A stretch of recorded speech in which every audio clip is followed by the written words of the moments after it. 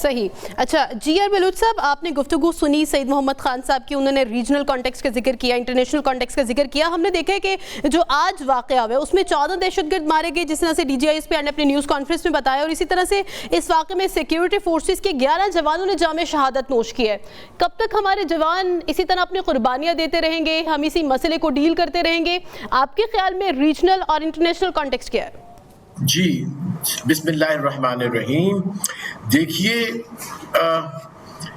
اب اس ٹیررزم یا اس کو فساد الارض اگر کہا جائے، جو قرآن میں لکھا ہوا ہے، ایک ایسا خطرہ جو کہ بتایا گیا تھا 1400 سال پہلے کہ اسلامک سوسائٹیز کو، اسلامک کنٹریز کو کیا کیا خطرات ہو سکتے ہیں. I mean it's so amazing to see کہ کس طرح سے obviously اللہ کا کلام ہے، لیکن اس فساد کو 1400 سال پہلے قرآن میں پریڈکٹ کیا گیا تھا.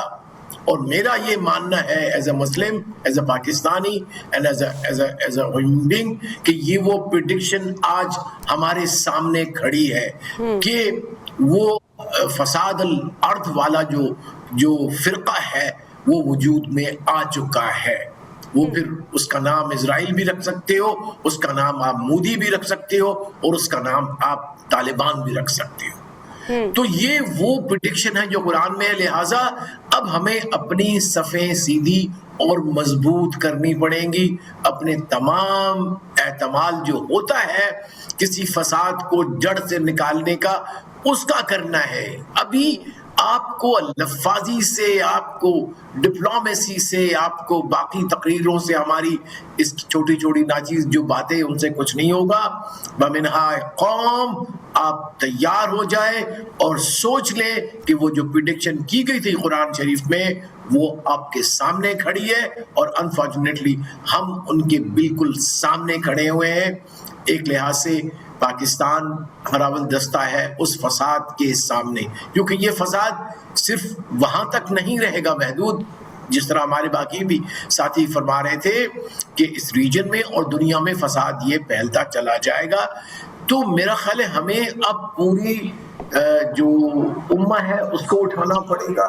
اور خاص طور پہ میں ان لوگوں کو بتانا چاہوں گا جو کہ جنہوں نے اس ٹولے کے ساتھ، جو مسلمان ملک اور باقی بھی قوتیں تھیں جنہوں نے اس ٹولے کے ساتھ ایگریمنٹ کیا تھا. پہلی بات تو یہ ہے کہ ایسے ٹولے کے ساتھ ایگریمنٹ کرنا ہی نہیں چاہیے تھا. یہ ہمیں لیسن لرن کرنا چاہیے، اب ہو چکا، لہٰذا ان کو یاد دہانی کرانی چاہیے کہ ان کی لیگل اور مورل رسپانسبلٹی ہے کہ دے ابائڈ بائی دوہا. ادروائز کوئی نظام ایسا کرے، انٹرنیشنل کوئی فورس بنائے یا کوئی سیکیورٹی کاؤنسل میں ریزولوشن لائے، ان کی حکومت کو اللیگل قرار دے کے جو ایکچوئل ریپرزینٹیو ہیں افغانستان کو ان کی حکومت حوالے کی جائے.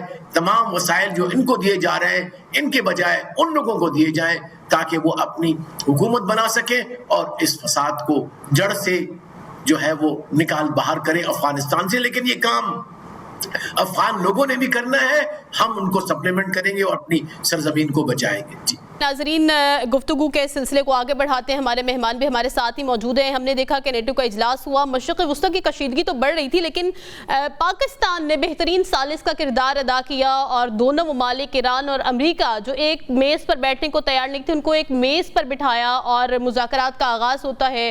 جس طرح سے بھی مذاکرات حتمی مراحل تک پہنچتے ہیں، ایم او یو سائن ہوتا ہے، لیکن ڈونلڈ ٹرمپ پھر سے یو ٹرن لے لیتے ہیں. جی آر بلوچ صاحب، ہم نے دیکھا کہ ڈونلڈ ٹرمپ نے پھر سے یو ٹرن لے لیا ہے اور انقرہ میں نیٹو اجلاس میں ٹرمپ نے ایران کے ساتھ ایم او یو ختم کرنے کا اعلان کر دیا ہے. کیا معاملہ ہے، کیا چل رہا ہے؟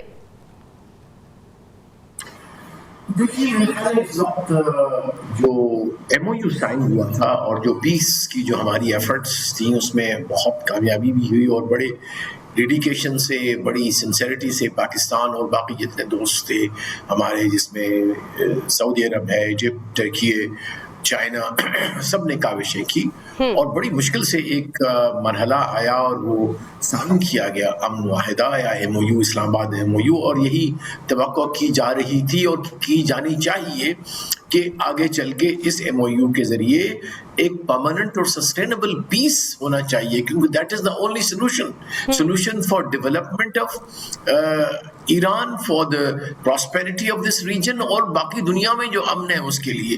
لیکن جو پرووکیشنز کسی سائڈ سے بھی ہوتی ہیں, پاکستان کے ناٹ کنڈون. دیکھیں جہاں کہیں سے بھی پرووکیشن ہوگی اس کو ہمیں کنڈیم کرنا پڑے گا, کنڈون نہیں کر سکتے اس کو. لہٰذا ابھی ہمیں ڈٹرمن کرنا ہے کہ کہاں سے پرووکیشن ہوئی تھی, لیکن definitely it is very negative. یہ بہت نقصان دہ پرووکیشن تھی, اس کو نہیں ہونا چاہیے تھا. اور اب مجھے لگتا ہے کہ پاکستان پھر ایک دفعہ کوشش کرے گا کہ بات چیت چلتی رہے, چونکہ جب اس نے کہا کہ میری now it is over yet he has kept the option of negotiations open. تو اب مجھے لگتا ہے کہ دونوں جو فریقین ہیں ان کو بہت یہ یقین دہانی دینی پڑے گی. جو میڈیٹرز ہیں وہ اتنے سارے اپنے انرجی ضائع کرتے ہیں, اپنی استعمال کرتے ہیں, اتنی ساری ڈپلومیٹک ایسٹ اس میں یوٹیلائز کرتے ہیں, اس کو آپ اس طرح سے خراب نہیں کر سکتے. That is not the way the states they behave when they commit